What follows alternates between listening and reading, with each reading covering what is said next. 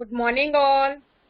How are you Good all? morning, ma'am. Good morning, ma'am. Fine. Good morning, ma'am. Fine. Fine, ma'am. Fine. Okay. All set for today's exam ना? MA1 है ना आज हिंदी का? Yes, ma'am. Yes, ma'am. ये MCQ based ही है, पर बड़े ध्यान से करना उसको। ऐसा नहीं कि हाँ 2 मिनट में करके छोड़ दिया। रिजल्ट आपको दिखाई देगा नहीं, ये मैं पहले बता दूं। ये तुम सोच रहे हो कि हमें रिजल्ट मिल जाएगा साथ के साथ, तो नहीं मिलेगा। इसलिए अपना जो एग्जाम है बहुत बढ़िया से देना। मैंने लास्ट में बताया था कि आप सिर्फ एक बार ही अटेम्प्ट कर सकते हो। बहुत से बच्चों ने लास्ट टाइम जो इंग्लिश का टेस्ट था जो मैंने परसों लिया था, उसमें बार बार अटेम्प्ट करने की कोशिश कर रहे थे और फिर हमें कंफ्यूज कर रहे थे कि मैम नेटवर्क इश्यू। तो ऐसा करना मत। आप सिर्फ एक बार ही कर पाओगे, दूसरी बार आप अटेम्प्ट नहीं कर पाओगे। इसलिए फर्स्ट टाइम जो करना है वही आपको बहुत बढ़िया से करना है, ठीक है। और एक बात, कल कोई ऑनलाइन क्लास नहीं है। For tomorrow there is no online class. सिर्फ आपका MA1 का टेस्ट होगा, लास्ट वन। SS का टेस्ट बाकी ना भी आपका, वही होगा। लेकिन मॉर्निंग सेशन में 9 to 10।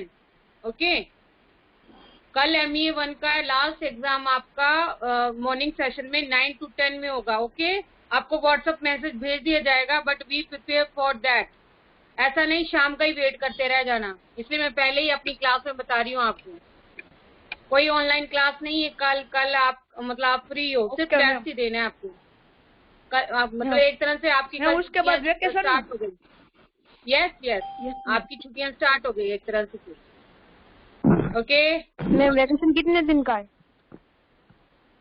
बेटा वो बता दिया जाएगा, बट 10 से 15 दिन का तो है ही है, ठीक है।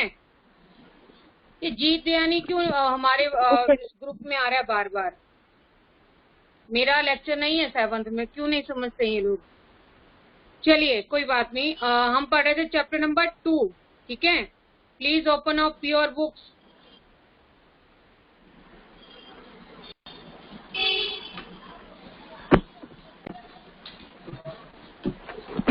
मम्मा, काले कोई लेक्चर नहीं। बाद में बता देना बेटा, बाद में बता देना, अभी बताने की जरूरत थोड़ी ना है। अभी कंसंट्रेट करो यहाँ पर। माइक ऑफ कीजिए सभी अपना।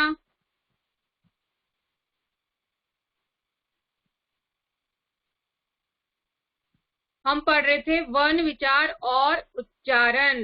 ये आपने फिल कर दिए, ये फिलअप जो यहाँ पे दिए गए हैं, मैंने आपको बोला था। इनसे आपको वाक्य बनाने हैं, छोटे छोटे 2-3 वर्ड के वाक्य बनाने हैं, जिसमें किसी मैसेज हो। सबने किया है? किसने नहीं किया? किसने नहीं किया बताइए। बहुत से होंगे जिन्होंने नहीं किया होगा बेटा, इतना मुझे पता है। लेकिन जब भी कोई आपको प्रैक्टिस करने के लिए कुछ दिया जाता है तो आपको वो जरूरी ही करना है। ओके, हम पढ़ रहे थे भाषा जो वर्ण जो है वो भाषा की सबसे छोटी इकाई होता है। भाषा की सबसे छोटी यूनिट जो है वो वर्ण है। वर्ण से बनते हैं शब्द, मतलब वर्णों के सार्थक समूह से बनते हैं शब्द, और शब्दों के सार्थक समूह से, उसके व्यवस्थित समूह से बनते हैं सेंटेंस, वाक्य। उन्हीं वाक्यों के मेल से, उन्हीं वाक्यों को जोड़कर हम भाषा बनाते हैं, ठीक है। समझ में आ रहा है ना कि मतलब आपको म्यूट पे रहना है।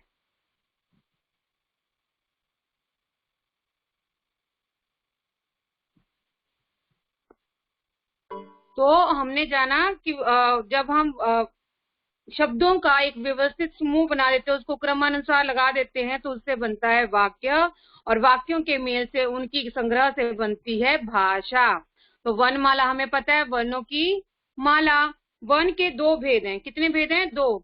चलो फटाफट से, आप लोग नहीं देखेंगे, बुक्स नहीं देखेंगे, देखते हैं किस किस को याद है। वर्णों के कितने भेद हैं? 2। अभी आपको लेक्चर मोड से डाल रही हूँ, आप आंसर कर सकते हैं 1 by 1 प्लीज। वर्णों के कितने भेद हैं? मैम 2। कौन कौन से?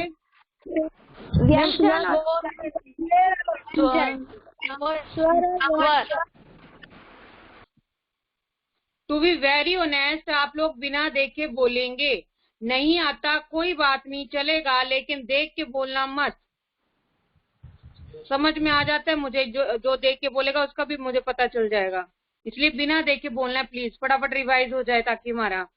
तो वर्णों के हैं 2 भेद, स्वर और व्यंजन। स्वर कितने हैं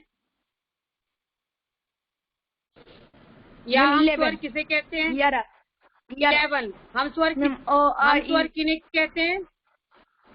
ऐसे वर्ण जो स्वतंत्र होते हैं, जिन्हें बोलने के लिए अन्य स्वरों की सहायता, अन्य वर्णों की सहायता नहीं लेनी पड़ती, जो अपने आप में पूरे होते हैं ना। और ये संख्या में है 11। कौन कौन से बोलिए तो जरा, बोलिए बेटा, कौन कौन से हैं? आ, ई, उ, ए, ओ तथा ओ।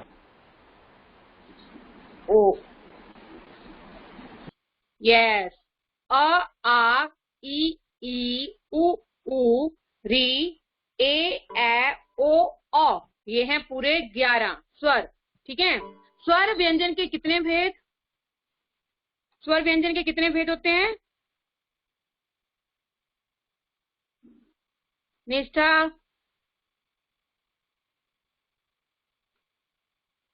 वंशी, आपको काम दिया था मैंने ये कल का। मैम 3। यस, कौन कौन से? ह्रस्व, दीर्घ, प्लुप्त। यस, ह्रस्व, दीर्घ और प्लुत। ह्रस्व स्वर यानी, मैं फटाफट से एक्सप्लेन कर दूं, ह्रस्व स्वर यानी जिन्हें बोलने में बहुत कम समय लगता है, यानी एक मात्रा का समय लगता है, उन्हें कहते हैं हम ह्रस्व स्वर। कौन कौन से हैं? कितने हैं वैसे? ह्रस्व स्वर कितने हैं संख्या में? कौन कौन से? मैम री, अ, ई, उ, री। ठीक है। और दीर्घ स्वर किसे कहेंगे हम? श्रेय? मैम जिसमें 2 मात्रा का समय लगता है। यस, जिसे बोलने में ह्रस्व से दुगना यानी 2 मात्रा का समय लगे, वह कहलाता है दीर्घ स्वर। और ये संख्या में कितने हैं?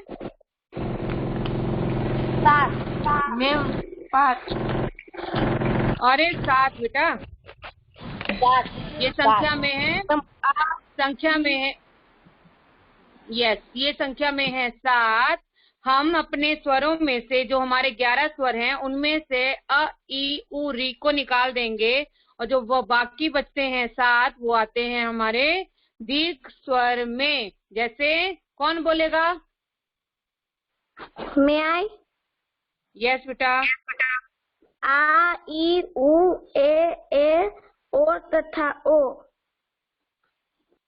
यस, तो ये है हमारे दीर्घ स्वर। अब प्लुत स्वर कौन से होते हैं वंशी? मैम जिसमें 3 गुना समय लगता है बोलने में। 3 मात्रा का समय।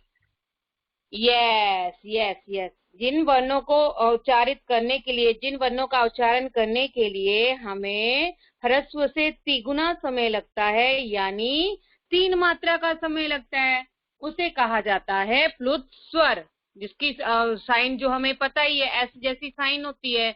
और ये लंबा, किसी लंबी बात करने के लिए, जैसे किसी को पुकारने के लिए, ऊंचा गाने के लिए ये साइन का यूज किया जाता है। जैसे हे राम, जहां पर लंबा साउंड किया जा रहा है, ये है प्लुत स्वर। ठीक है। उसके बाद था अनुस्वार स्वर। अनुस्वार यानी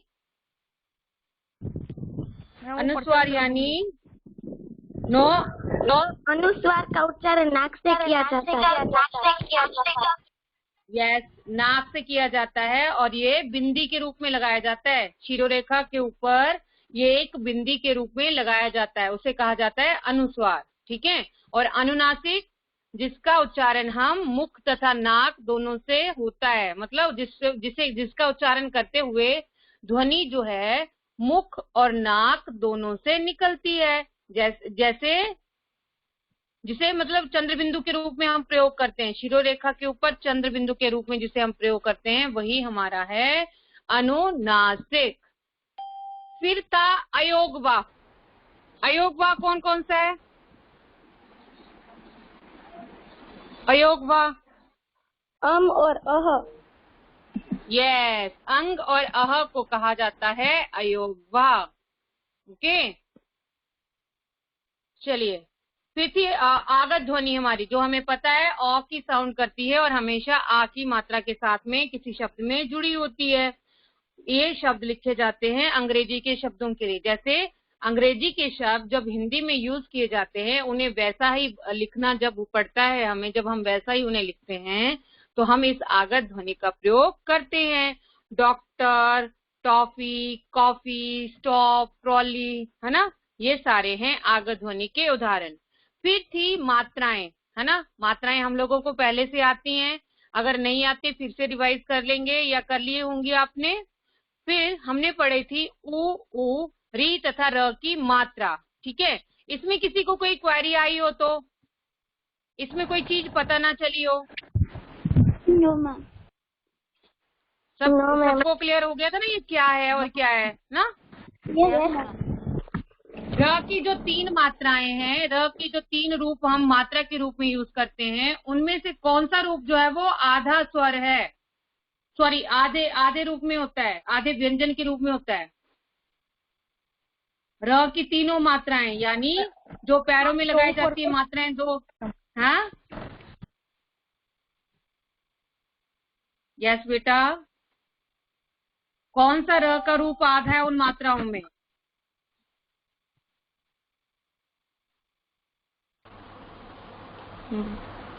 मैम ऋषि वाला र। ऋषि वाला र नहीं बेटा, ऋषि वाला र नहीं, रेप वाला र। सिर्फ रेप वाला जो र है वही आधा होता है। बाकी र के जितने भी रूप हम प्रयोग करते हैं वो सारे के सारे में र पूरा होता है। ठीक है। अब ये व्यंजन हम फटाफट से इसको भी देख लेते हैं एक बार को। व्यंजन क्या होते हैं? जिन वर्णों का उच्चारण हम स्वरों की सहायता के साथ करते हैं, यानी जिन्हें बोलने में स्वरों की सहायता लेनी पड़ती है और इनके उच्चारण में हवा जो है वो अवरुद्ध होकर, यानी थोड़ा सा मुंह में रुक कर बाहर निकलती है, थोड़ा सा टिकती है मुंह में, फिर हवा बाहर निकलती है, ध्वनि तभी निकलती है। ये मूल रूप से है 33 यानी 33, जिसमें संयुक्त व्यंजन और विकसित व्यंजन को मिलाकर इनकी संख्या हो गई 39। व्यंजन के भेद: स्पर्श, अंतःस्थ और ऊष्म व्यंजन। स्पर्श, अंतःस्थ और ऊष्म व्यंजन। स्पर्श किसे कहते हैं? स्पर्श किसे कहते हैं बेटा? जिन व्यंजनों का उच्चारण कंठ, होठ, जीभ आदि के स्पर्श द्वारा होता है। नहीं, मैं ये पूछ रही हूँ, स्पर्श मीन्स छूना। यस, छूना। जिन्हें बोलते समय, मतलब जब हम उसे बोलते हैं तो हमारी जीवा जो है वो कंठ, होंठ आदि से स्पर्श करती है, यही कहलाते हैं हमारे स्पर्श व्यंजन, जो कि संख्या में है पूरे 25, क से लेकर म तक। क से लेकर म तक ये हैं हमारे स्पर्श व्यंजन। अंतःस्थ व्यंजन कौन से होते हैं?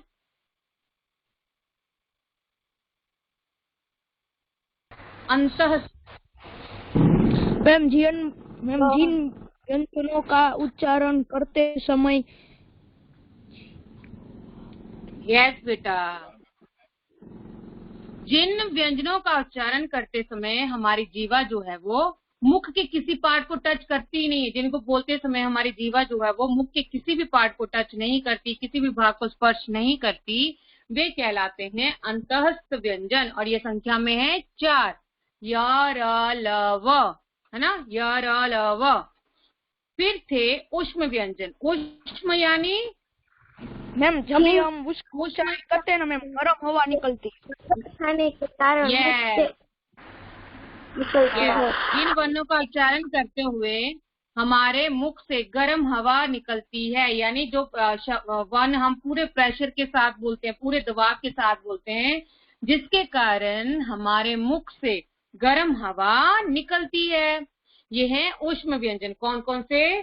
श, छ, स, ह, ये भी 4 हैं। फिर थे हमारे संयुक्त व्यंजन। जब दो या दो से अधिक स्वर रहित व्यंजन आपस में मिलकर, जब दो या दो से अधिक व्यंजन जो है, मतलब स्वर रहित व्यंजन जो है वो आपस में मिलते हैं, तो बन जाते हैं हमारे संयुक्त व्यंजन, यानी एक नया व्यंजन वहां पे बना है। वो हमें पहले ही पता है, क्ष, त्र, ज्ञ और श्र। क्ष, त्र, ज्ञ और श्र, ये हैं हमारे संयुक्त व्यंजन, जिनमें दो या दो से अधिक व्यंजन आपस में जुड़ते हैं, बिना मात्रा के, बिना स्वर के। फिर थे द्वित्व व्यंजन। द्वित्व यानी दो। अब दो क्या है? दो व्यंजन। कैसी कैटेगरी के? सेम कैटेगरी की, सेम परिवार के, जिसमें एक आधा होता है, दूसरा पूरा होता है। ठीक है। अगर च है तो डबल च, ज है तो डबल ज, ल है तो डबल ल। सेम वर्ड रहेगा, सेम वन रहेगा, लेकिन उसमें एक आधा और दूसरा पूरा, वो है द्वित्व व्यंजन।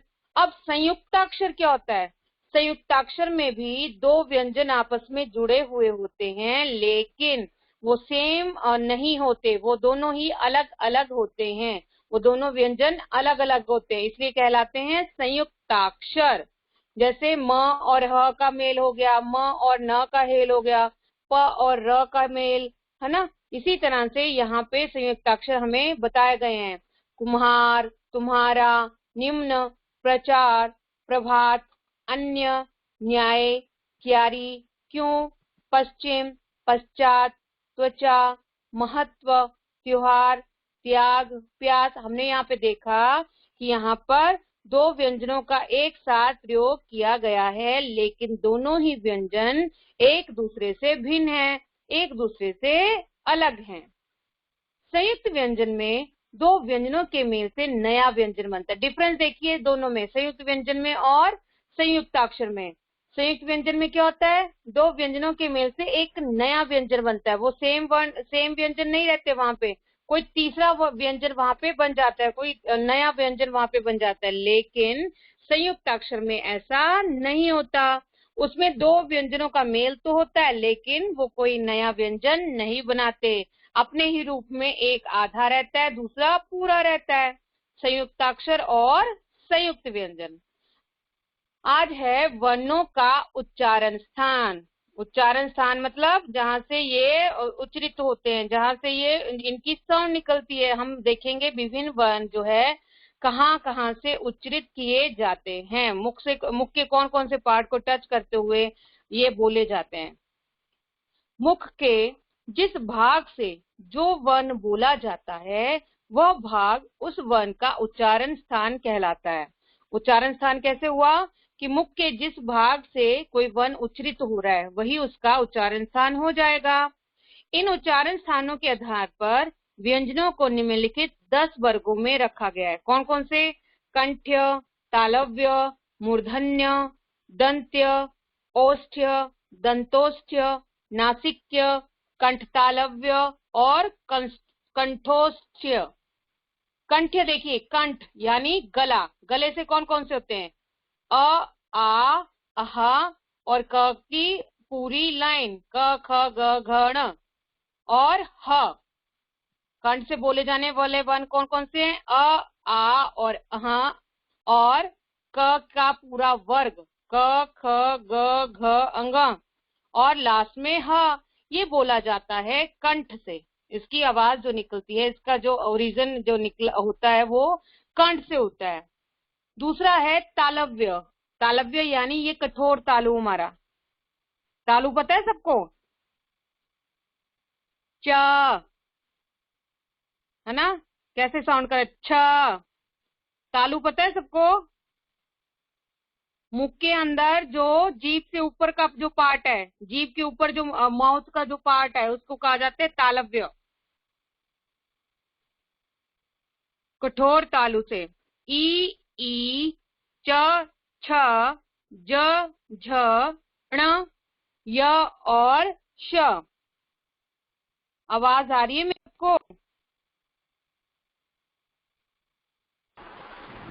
Yes ma'am. अच्छा, मुझे लगा आवाज नहीं आ रही, क्या पता वो ऐसा तो नहीं, मैं अकेले बोले जा रही हूँ। तो ये आपको पढ़ने हैं। इसके लिए इसके रिलेटेड एक वीडियो मैं आपको सेंड करूंगी जिसमें सिर्फ उच्चारण स्थान ही पढ़ाए गए हैं, जिसमें सिर्फ उच्चारण स्थान ही बताए गए हैं, ठीक है। तो आपके लिए बहुत ज्यादा इजी हो जाएगा। आप इसको कैसे याद करेंगे, जैसे कंठ्य वाला है तो आप इसको कैसे याद करेंगे। इसमें इतना सा है कि अ, आ, अह और क की पूरी लाइन, क का पूरा वर्ग और लास्ट में ह। ये हो गया कंठ्य का पूरा, कंठ्य का पूरा हो गया ना ये। अ, आ, अह, क का पूरा वर्ग यानी क, ख, ग, घ, अंग और लास्ट में ह। ये बोले जाएंगे कंठ्य से, गले से। तालव्य का ई, देखिए पहले में था आ, तालव्य में आ गया ई और च का पूरा वर्ग। देखा आपने, कंठ्य के बाद आ गया तालव्य। ये सीक्वेंस पता रहेगा तो आपके लिए और ज्यादा इजी हो जाएगा बेटा। देखिए कंठ में आया आ यानी स्वर के पहला, दूसरा, है ना, और लास्ट, और क वर्ग पूरा और ह। लेकिन तालव्य में क्या हुआ, आ के बाद में आती है ई, वो लिखने के बाद च का पूरा वर्ग और लास्ट में श, य और श, ठीक है। ऐसे याद करोगे तो आपको एकदम से याद हो जाएगा। फिर आता है मूर्धन्य, कठोर तालु के अगले भाग से। ये जो हमारा तालु है इसका अगला पोर्शन यानी दांतों के साथ का पोर्शन, री और ट वर्ग पूरा, ट, ठ, ड, ढ, ण, ढ, ढ और र, श। दंत्य में दांतों से बोले जाने वाले, त का पूरा वर्ग, त, थ, द, ध, न और ल, स, ज। ये है दंत्य, दांत से। ओष्ठ्य यानी दोनों ओंठों का सहारा लेना पड़ता है, तो क्या आता है ऊ, प, फ, ब, भ, म।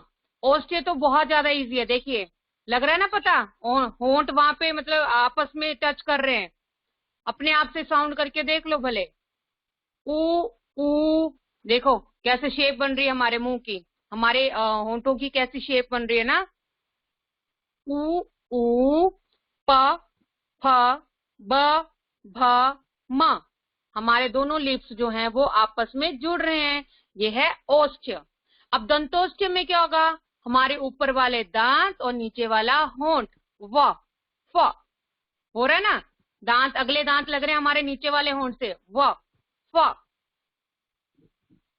कर रहे हैं आप लोग भी मेरे साथ में ट्राई, आपको और ज्यादा इजी हो जाएगा। अगर साथ साथ में आप करते जाएंगे तो आपको समझ में आएगा कि ये साउंड जो है वो कैसे, कहाँ से निकल रहे हैं, क्यों इसका उच्चारण स्थान जो है वो इनको दिया गया है। अब नासिक्य, नासिक्य यानी नाक की ध्वनियां, ठीक है। नाक से निकलने वाली, अंग, अंग, अण, अण, न, म। ये है हमारे पंचम वन, है ना, पंचम वन और साथ में अंग, ये है नासिक्य ध्वनियां। अंग और पंचम ध्वनियां जो है वो नासिक्य में आती हैं। है इजी। एक बार अभी स्टार्टिंग में आज पढ़ रहे हो तो इतना नहीं इजी समझ में आएगा या नहीं लगेगा पता, लेकिन जब रिवाइज करोगे तो आपको बहुत अच्छे से समझ आएगा। ओके, रिवाइज करना जरूरी है। आज जब आप ये करेंगे, हिंदी का होमवर्क करेंगे, तो आपको ये वर्णों का उच्चारण स्थान बहुत अच्छे से फिर से रिवाइज करना है। कंठ तालव्य यानी कंठ और तालु से, ए, देखिए कंठ से भी आवाज आ रही है और तालु भी साथ में यूज हो रहा है। कंठ तालव्य, ए, कंठोष्ठ्य, कंठ और यानी गला और होंठ, ओ, औ। स्वर यंत्रियों में कंपन के आधार पर वर्णों के भेद। स्वर यंत्रियां जो हमारी वोकल कॉर्ड्स होती है ना, हमारे मुंह में, हमारे गले में वोकल कॉर्ड्स होती है ना, तो इसी के द्वारा जो वर्णों का भेद है वो कैसे किया गया है। गले में स्वर यंत्र यानी ग्लोटिस होता है। उच्चारण के समय इसमें कंपन होता है। इसके आधार पर वर्णों के निम्नलिखित दो भेद होते हैं, सघोष वर्ण और अघोष वर्ण। सघोष, घोष यानी घर्षण, ठीक है, घोष यानी घर्षण, रगड़ जब पैदा होती है उसे कहा जाता है सघोष।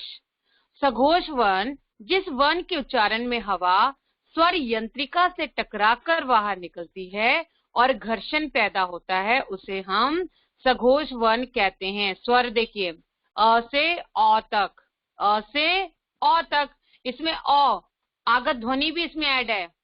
स्वर तो पूरे 11 ऐड ही है, साथ ही यहाँ पर आगत ध्वनि भी इन्होंने इसमें ऐड की हुई है। साथ में व्यंजन कौन कौन से, ये देखिए, ग घ ण, च छ ज न, ट ठ ड न, नहीं सॉरी, ड ढ न, ड ढ द ध न व, ब भ म य र ल व और ह। इसे याद करने की जरूरत नहीं है, ये सिर्फ आपके नॉलेज के लिए दिया गया है। अघोष जिन वर्णों के उच्चारण में स्वर यंत्रिका में कंपन नहीं होता, उसमें किसी तरह की वाइब्रेशन नहीं होती, उसे हम अघोष वर्ण कहते हैं। क ख च छ ट ठ द ट थ व प फ श श और स। उच्चारण में लगे प्रयत्न की दृष्टि से व्यंजनों के भेद।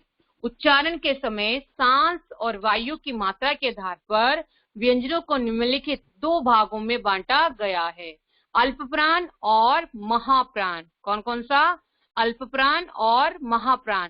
पहले था स्वर यंत्रियों के कंपन के आधार पर वर्णों का भेद किया हमने, लेकिन अब कर रहे हैं उच्चारण में लगे प्रयत्न की दृष्टि से व्यंजनों का भेद, अल्पप्राण और महाप्राण। अल्पप्राण यानी अल्प थोड़ा, प्राण यानी वायु। जिन व्यंजनों के उच्चारण में कम समय तथा कम वायु की आवश्यकता होती है वे अल्प प्राण व्यंजन कहलाते हैं।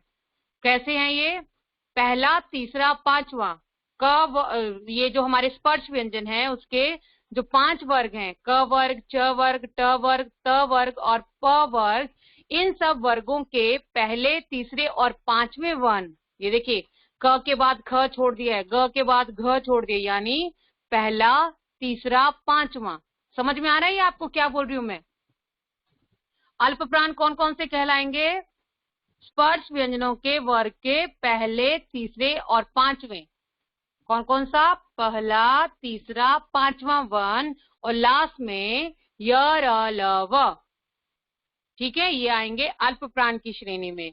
महाप्राण जिन व्यंजनों के उच्चारण में समय अधिक लगता है तथा वायु अधिक मात्रा में खर्च होती है वे कहलाते हैं महाप्राण।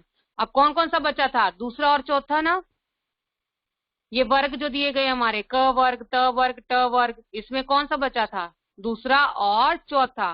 तो दूसरा चौथा जो वर्ग, हर वर्ग में से दूसरा चौथा और लास्ट में श श स ह, श श स ह, ये आएंगे हमारे महाप्राण व्यंजन की श्रेणी में। वर्ण विषय तो आप लोगों को अच्छे से आता है। जब कोई शब्द दिया जाता है तो हम उसको जब तोड़ तोड़ के लिखते हैं, उसमें जुड़े हुए वर्णों को अलग करते हैं, उसे ही कहते हैं हम वर्ण विषेद। वर्ण विषेद करते समय ध्यान रखें कि उच्चारण के समय वर्ण की ध्वनि जिस स्थान पर सुनाई पड़े, विषेद के समय उसे वहीं पर लिखें। स्पेशली ये किसके लिए कहा गया है, रेफ वाले शब्दों के लिए, कि जहां पर उच्चारण हो रहा है आपको वर्ण लिखना भी उसी प्लेस पर है जिस प्लेस पर उसकी साउंड आ रही है, तो आपका वर्ण विषेद कभी भी गलत नहीं होगा। सभी व्यंजनों के नीचे हलंत लगाएं तथा स्वरों के नीचे नहीं। सभी व्यंजन जो है आधे हो गए हैं ना, हमें पता है वो उनके साथ स्वर जुड़े हैं, हम स्वर निकाल देंगे तो वो आधे हो जाएंगे, तो उनको आधा दर्शाने के लिए हम हल चिन्ह का प्रयोग करेंगे, हलंत का प्रयोग करेंगे, लेकिन स्वरों के साथ हल चिन्ह नहीं लगाएंगे। हमें पता है स्वर जो है वो पूरे होते हैं, उनको हम आधा नहीं लिख सकते। ठीक है, यहाँ पे कुछ उदाहरण दिए गए हैं, ये आप चाहें तो बाद में इसको पढ़ सकते हैं। ओके, वैसे तो हम लोग काफी समय से वर्ण विच्छेद करते आ रहे हैं। ये कुछ प्रैक्टिस यहाँ पे यहाँ दी गई है, तो वो आप आराम से कर सकते हो। क्या करना है आपको, इन शब्दों को पहले अपनी रफ नोटबुक में लिखना है, खुद सॉल्व करने की कोशिश करनी है, उसके बाद अपना जो आंसर है वो चेक करना है इसके साथ में। तो आपको पता चलेगा कि मुझे कहाँ पे प्रॉब्लम आ रही है या मैं कहाँ पर गलत लिख रहा हूँ। उच्चारण एवं वर्तनी। नीचे दिए गए, वर्तनी क्या होती है बताइए? वर्तनी किसे कहा जाता है बेटा? पता है किसी को? वर्तनी किसे कहा जाता है?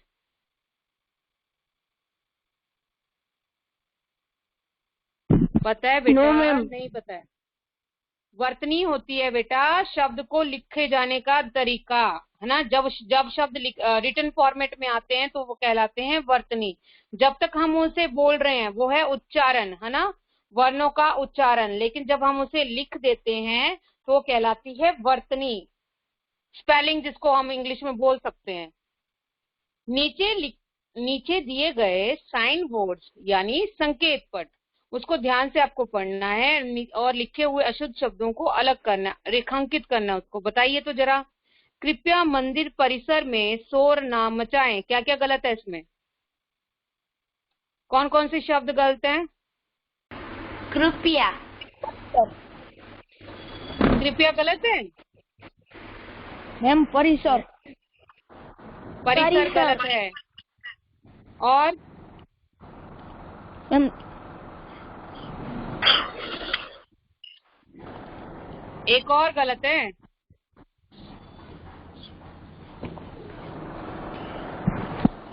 मैम शोर। मैम शोर।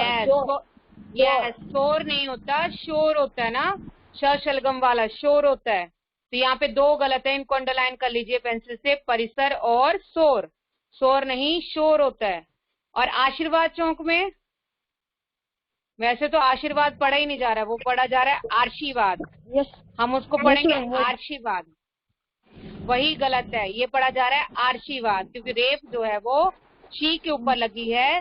तो हमें ये पता होना चाहिए, हमें ये ज्ञात ही है कि रेफ जिस वर्ण के ऊपर लिखी जाती है उस वर्ण से पहले वो पढ़ी जाती है। या अगर ये शी के ऊपर लिखी है रेफ तो पढ़ी जाएगी शी से पहले। आशीर्वाद, ये आशीर्वाद बना। तो आशीर्वाद कोई शब्द होता नहीं है, हमें पता है शब्द होता है आशीर्वाद। तो रेफ कहाँ पे आनी चाहिए थी?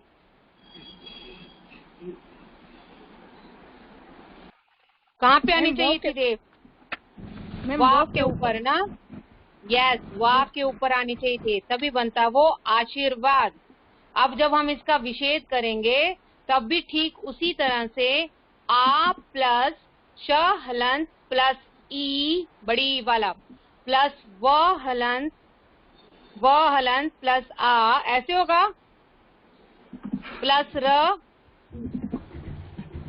नो मैम, वो प्लस र प्लस आ।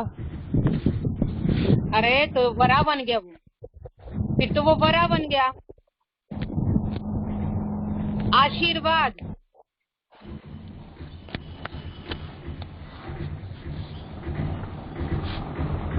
कौन बोलेगा? मैम स के बाद लगेगा र।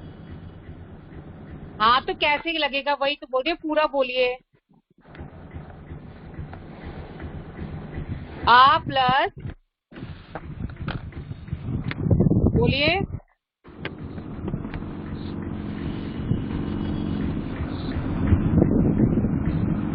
मैम आ प्लस और स प्लस ई प्लस र प्लस व हलंत प्लस आ प्लस द हलंत प्लस अ। यस। और कभी आपको, बेटा म्यूट योरसेल्फ, और कभी आपको कोई कंफ्यूजन लगे, बड़े शब्द वहां पे दिए गए जो कि 5 से 7 वर्णों से जुड़ा हुआ बना हुआ शब्द, अगर उसको विच्छेद करना पड़ जाए तो आपको अपनी प्रॉब्लम को सोल्व करने के लिए, उसको और ज्यादा इजी करने के लिए एक एक वर्ण को ही वहां पर तोड़ते चले जाना है। एक एक वर्ड को देखना है, पूरा वर्ड नहीं देखना, एक एक वर्ण देखना है। जैसे अगर मैं यहाँ पे बोलूं तो मुझे पहले लिखना है आ, तो मैं आ तो सीधा डायरेक्ट ही लिखूंगी क्योंकि स्वर जो है वो आधे नहीं हो सकते, तो आ पूरा। प्लस मुझे बनाना है फिर शी, श प्लस ई, फिर उसी तरह से आगे साउंड आ रही है र, आशीर्वाद, तो र हलंत प्लस व हलंत प्लस आ, द हलंत प्लस अ। तो हमें बहुत ज्यादा इजी हो जाता है, इकट्ठा नहीं लिया करो वर्ड्स को, बहुत जल्दी हो जाएगा। गन्ने का जूस, क्या गलत है इसमें? Ma'am juice. हाँ मैम उसमें गन्ने लिखा है, गन्ने। Ma'am juice. मैम जूस गलत है, जूस। जूस तो गलत है, और जूस गलत है, गन्ने गन्ने यस, गन्ने। गन्ने में एक और न आना था वहां पे, तब बनना था वो राइट। गन्ने का जूस, बड़े की मात्रा। प्रवेश निषेध, मैम इसमें क्या गलत है? निषेध। निषेध गलत है। श की जगह श आना था, षटकोण वाला, ठीक है। वर्तनी के प्रमुख नियम, जब हम वर्तनी करते हैं, स्पेलिंग लिखते हैं, शब्द लिखते हैं, तो उसके लिए कुछ रूल्स होते हैं, कुछ नियम होते हैं। क्या? संयुक्ताक्षर निर्माण संबंधी नियम। खड़ी पाई वाले व्यंजनों से संयुक्ताक्षर बनाते समय उनकी खड़ी पाई हटा दी जाती है। देखिए, जैसे हम संयुक्ताक्षर बना रहे हैं तो वहां पे क्या है, उनकी खड़ी पाई को हटा दिया गया है और वो जुड़ गई है अगले वर्ण के साथ। जैसे ख अगर हमें आधा लिखना है तो उसकी खड़ी पाई जो है, वो डंडा जो है वो निकाल दिया गया और अगले वर्ण के साथ में उसमें जोड़ दिया गया, व के साथ में ख्वाब। उसी तरह से त की खड़ी पाई हटा दी तो वो त्याग, वो य के साथ में जुड़ गया। ल की खड़ी पाई हटाई तो वो भी ल के साथ जुड़, अगले वर्ण के साथ जुड़ जाता है, वो अगले वर्ण के साथ उसको जोड़ दिया जाता है, तभी तो वो इकट्ठा साउंड करता है। ग्वाला, न्यारा, समस्त, इस तरह के ये उदाहरण है। बीच की पाई वाले व्यंजनों को जोड़ते समय उनकी पाई के आगे झुके भाग को काट दिया जाता है। जब बीच में ये जो बीच में खड़ी पाई जहाँ पे आती है, जैसे क है ना, तो यहाँ पे क फ, इन्हें क्या किया जाता है, हम क्या करते हैं वहां पे उसकी जो मुड़ी हुई दूसरी साइड को, खड़ी पाई के आगे जो मुड़ा हुआ भाग है उसे हम आधा कर देते हैं। आप देख ही रहे हैं क को कैसे आधा किया गया, फ को कैसे आधा किया गया, इसी तरह से हम इनको लिखते हैं। बिना पाई वाले व्यंजनों को जोड़ते समय हलंत का प्रयोग किया जाता है, और जहाँ पे पाई नहीं होती है ना, जहाँ पे खड़ा डंडा नहीं होता जिन व्यंजनों में, तो अगर हमें उन्हें आधा शो करना है तो हम क्या करेंगे, वहां पर हल चिन्ह का प्रयोग कर देंगे, वहां पे हम हलंत जोड़ देंगे। ऐसे ट को आधा करना है तो ट हलंत, ठ को आधा करना है तो ठ हलंत, छ को आधा करना है तो छ हलंत, द को, ह को और ड को हम ऐसे ही हलंत के रूप में लिखकर आधा शो कर सकते हैं। र व्यंजन का मात्रा में प्रयोग। र व्यंजन कैसे मात्रा में प्रयोग होता है, ये हम लोगों ने पहले ही पढ़ा हुआ ना, पढ़ लिया था ना हमने, ये र के अलग अलग रूपों में, मात्रास के रूप में जब र कैसे यूज होता है। और री के, उसके बाद है री के प्रयोग संबंधी नियम। री का कैसे प्रयोग किया जाता है, बेटा बस कीजिए माइक। री के प्रयोग संबंधी नियम। मात्रा के रूप में री का प्रयोग करते समय उसे वर्णों के पैरों में लगाया जाता है। हम सब जानते ही ऐसे कैसे लिखा जाता है। वृक्ष, री कैसे लिखा, उसके नीचे पैरों में मात्रा के रूप में लगा वो। पृथ्वी, वृथा, कृपा, दृष्टि, नृप आदि। श के साथ री का प्रयोग करते समय उसका रूप बदल जाता है। जब हम श के साथ री जोड़ देते हैं तो वो थोड़ा सा रूप बदल जाता है।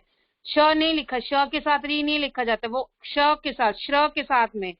देखिए, श्रृंगार, आपने देखा इसको, हम इसका जो इसके साथ में जो र जुड़ा हुआ होता था एक और श्र का, वो वहां से हटा दिया, वो नीचे को जो डंडा होता था वो वहां से हटा दिया है, उसकी जगह हमने री की मात्रा लिखी है।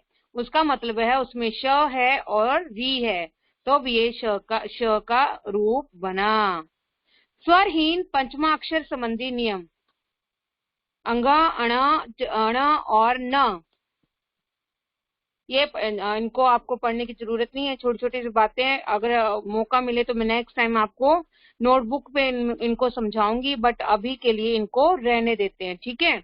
ये सब हम लोगों को पता ही है, ये कैसे यूज किए जाते हैं, कैसे लिखे जाते हैं। ये जो पंचमाक्षर है मोस्ट ऑफ जो है वो वैसे तो अनुस्वार के रूप में लिखे जाते हैं, है ना। पंचम देखिए अनुस्वार के रूप में, पंची वो भी अनुस्वार के रूप में, डंडा है तो वो भी अनुस्वार के रूप में। अच्छा, हमें कैसे पता चले कि पंचमाक्षर, कौन सा पंचमाक्षर इसमें जुड़ा हुआ है, कौन सा पंचमाक्षर जुड़ा हुआ है इसमें, कैसे पता चलेगा हमें? जैसे मैं बात कर रही हूँ गंगा की, तो हमें कैसे पता चला कि उसको उसमें अंग जुड़ा हुआ, अंग कैसे पता चलेगा? मैम क्योंकि उसमें साउंड आ रहा है औ का। मैम अरे वन वो विच्छेद साउंड तो आ रहा है। नो नो नो नो, क्योंकि वो जिस वर्ग से रिलेट रखता है, जिस वर्ग के साथ में वो जुड़ा हुआ है, कौन सा वर्ग है यहाँ पे? ग। तो ग कौन से वर्ग में आता है? क वर्ग में। क वर्ग का लास्ट वन यही होता है, इसलिए यहाँ पे जो साउंड है हमें पता है अंग की है, यहाँ पे किसकी है? अंग की। उसी तरह से हमारी अय, अय, तो ये कैसे है? पंचम, पंचम च के साथ में जुड़ा हुआ नहीं है, तो च वर्ग का लास्ट जो होता है वो ही यहाँ पे साउंड करेगा, हमें पता ही है। देखिए पंचम, पता चल रहा है इस चीज का? जिस वन के साथ में ये लगा हुआ होता है उसी का हमें वर्ग देखना पड़ता है। पंछी, छ का कौन सा वर्ग है ये? च छ जण, है ना। तो ये आएगा, इसी से हम पहचान करेंगे कि यहाँ पर पंचमा अक्षर कौन सा है। ठीक उसी तरह से म के साथ, न के साथ अंत, त का लास्ट क्या होता है हमें पता ही है। त का पंचमा अक्षर क्या है? त थ द ध न, है ना। ध का लास्ट क्या है? त थ द ध न, ठीक है। तो हमें पता चला कि वहां पे पंचमा अक्षर कौन सा है। म वर्ग में भी ठीक उसी तरह से ब का लास्ट वन क्या है? प फ ब भ म, दंभ, वहां पे भी भ है, तो भ कौन सी लाइन में आता है? प फ ब भ म। इसलिए यहाँ पे हमें पता चल रहा है कि कौन सा पंचमाक्षर यूज किया गया है। यदि दो पंचमाक्षर एक साथ आए तो स्वर रहित पंचमाक्षर अनुस्वार नहीं बनता। जो एक जैसे आ जाते हैं, देखिए एक जैसे एक ही कैटेगरी के, म आ रहा है वहां पे, तो यहाँ पे दूसरा आधा म जो साउंड कर रहा है वो अनुस्वार के रूप में नहीं लिखा जाएगा। जैसे म है यहाँ पे, तो इसके साथ में जो न जुड़ा हो वो भी अनुस्वार के रूप में नहीं लिखा जाता है। उसी तरह से निम्नलिखित, गन्ना, सेम परिवार के है ना ये, तो वहां पर ये अनुस्वार का रूप नहीं लेते। य व ह से पहले यदि स्वर रहित पंचमाक्षर आए तो वह अनुस्वार में नहीं बदलता, वो अनुस्वार में नहीं आएगा। जैसे वन्य, समन्वय, कुम्हार, ये किससे पहले आ रहे हैं? य, व और ह से पहले आ रहे हैं, इसलिए ये अनुस्वार का रूप नहीं लेंगे। अब देखिए यहाँ पे कुछ शुद्ध और अशुद्ध शब्दों की जानकारी आपको दी गई है।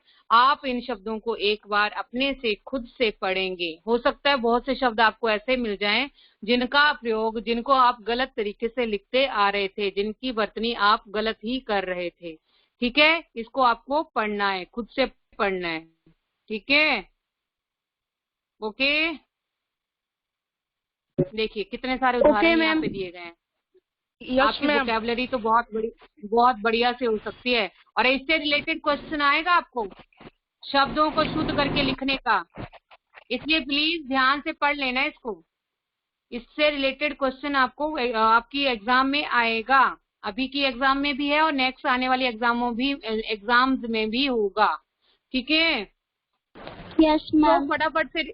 तो फटाफट से रिवाइज कर लेते हैं कि भाषा की सबसे छोटी इकाई जिसके और खंड नहीं हो सकते उसे हम कहते हैं वर्ण। वर्णों का व्यवस्थित समूह वर्णमाला कहलाता है। वर्णों के दो भेद हैं, स्वर तथा व्यंजन। स्वतंत्र रूप से उच्चारित ध्वनियां स्वर कहलाती हैं। स्वर के भेद ह्रस्व, दीर्घ और प्लुत। ह्रस्व स्वर यानी जिसके उच्चारण में बहुत कम समय लगता है। दीर्घ स्वर जिनके उच्चारण में ह्रस्व से दुगना समय लगता है, 2 मात्रा का समय लगता है। प्लुत यानी जिनके उच्चारण में ह्रस्व से 3 गुना समय यानी 3 मात्रा का समय लगता है। व्यंजन स्वरों की सहायता से उच्चरित ध्वनियां हैं। स्वरों की सहायता के बिना इनको नहीं बोला जा सकता, ये इनके साथ हमेशा ही स्वर जुड़े होते हैं। व्यंजन के भेद हैं स्पर्श व्यंजन, अंतःस्थ व्यंजन और ऊष्म व्यंजन। स्पर्श व्यंजन है 25 यानी क से लेकर म तक। अंतःस्थ व्यंजन है 4 य र ल व और ऊष्म व्यंजन है भी है 4 श श स ह। स्पर्श व्यंजन जिन व्यंजनों का उच्चारण स्थान विशेष को स्पर्श करके होता है, मतलब मुख के किसी न किसी पार्ट से हमारा जो है जीभ टच करती है। अंतस्थ यानी स्वरों तथा व्यंजनों के बीच का उच्चारण। ऊष्मा उच्चारण के समय मुख से ऊष्मा निकलती है, गर्मी निकलती है। और संयुक्त व्यंजन यानी जब 2 भिन्न व्यंजन यानी अलग अलग व्यंजन आपस में जुड़ते हैं तो वहां पे कहलाता है संयुक्त व्यंजन। अब है द्वित्व व्यंजन। द्वित्व यानी 2 सेम वन, एक जैसे व्यंजन जो आपस में जुड़ते हैं, जैसे गन्ना, चम्मच, है ना, ये है द्वित्व व्यंजन के उदाहरण। संयुक्ताक्षर जहां पर अलग अलग व्यंजन आपस में जुड़ते हैं, जिसमें से एक व्यंजन आधा होता है, दूसरा पूरा। जो आधा व्यंजन है वो पूरे व्यंजन के साथ में जुड़ जाता है। सघोष जिस वर्ण के उच्चारण हवा स्वर यंत्रियों से टकराकर बाहर आए और घर्षण पैदा हो। और अघोष जिन वर्ण के उच्चारण में हवा स्वर यंत्रियों से बिना टकराए बाहर आए। अल्प प्राण और महाप्राण। अल्प प्राण यानी जिन वर्णों के उच्चारण में कम वायु तथा कम समय लगे। जैसे कौन कौन से हैं ये? हर वर्ग का पहला, तीसरा और पांचवा, और लास्ट में य र ल व। और महाप्राण में हर वर्ग का दूसरा और चौथा, और लास्ट में श श स ह। वर्ण विषेद, ये तो हमें पता है कि वर्णों को जब हम अलग करके लिख देते हैं, किसी शब्द के वर्णों को अलग करके लिख देते हैं तो वो कहलाता है वर्ण विषेद। आज आपको अपना उच्चारण स्थान वाला जो है वो ये एक्चुअल में ये पूरा चैप्टर ही आपको रिवाइज करना पड़ेगा, ठीक है। जैसे आप पूरा फ्री होते हैं तो ये उच्चारण स्थान एक तो पढ़ लीजिए अच्छे से, और साथ ही साथ ये जो वाक्य के शब्दों की अशुद्धियां आपको मैंने बताई वो भी आपको पढ़नी है, ताकि कोई शब्द अगर आप अभी तक गलत लिखते आए हैं तो आप उसको ठीक कर पाओ, आप उसे मतलब सही रूप, उसका सही रूप लिख पाओ।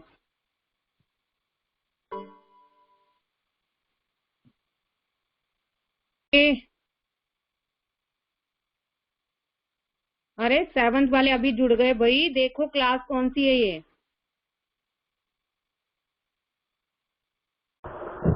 So everyone, that's all for today. Bye bye, take care, all the best for your exam.